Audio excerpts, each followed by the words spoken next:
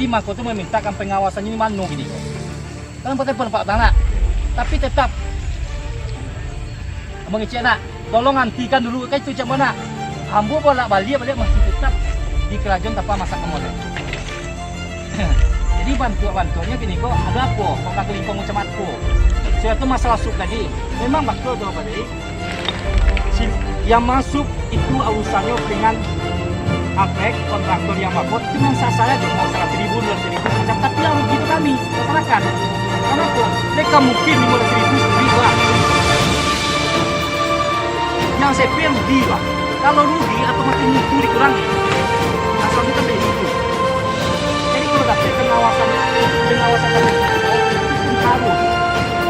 Kalau tidak mau ngecek cek bangun. Kalau sampai itu ambil mengatakan kok program abu yang kenapa Pak tahu nak juga?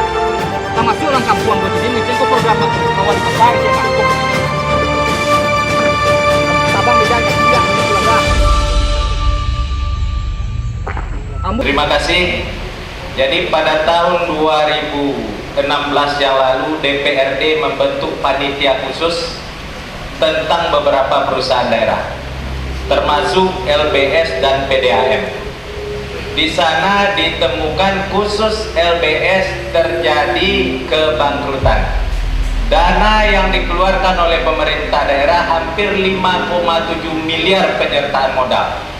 Dan pada terakhir diperiksa oleh Pansus, anggaran yang dimiliki oleh PT LBS tinggal 90 juta rupiah.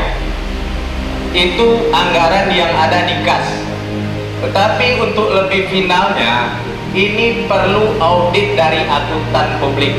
Maka pada waktu itu Pansus merekomendasikan untuk anggaran yang tersedia diaudit oleh akuntan publik dan hasilnya diserahkan kepada pihak yang berwajib.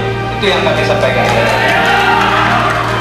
Karena sudah disarankan oleh DPRD waktu itu untuk diaudit dengan akuntan publik, tentu kita pertanyakan kepada pemerintah daerah apakah audit ini dilaksanakan atau tidak. Terima kasih. Assalamualaikum warahmatullahi wabarakatuh.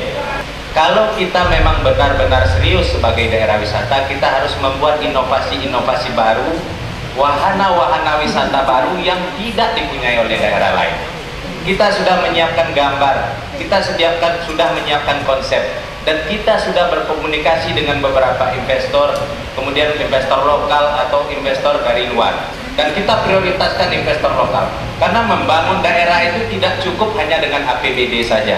Perlu inovasi-inovasi baru, dan kita juga sudah bekerja sama mencari link jalur ke tingkat pusat, karena APBD saja tidak cukup. Kita butuh uang dari pusat, kita butuh investasi asing, kita butuh industri-industri di daerah kita. Itu yang akan kita lakukan. Kemudian di bidang pemerintahan, kita akan mereformasi, memperbaiki tata kelola pemerintahan. Kita akan menempatkan seseorang dalam posisi yang tepat, the right man on the right job.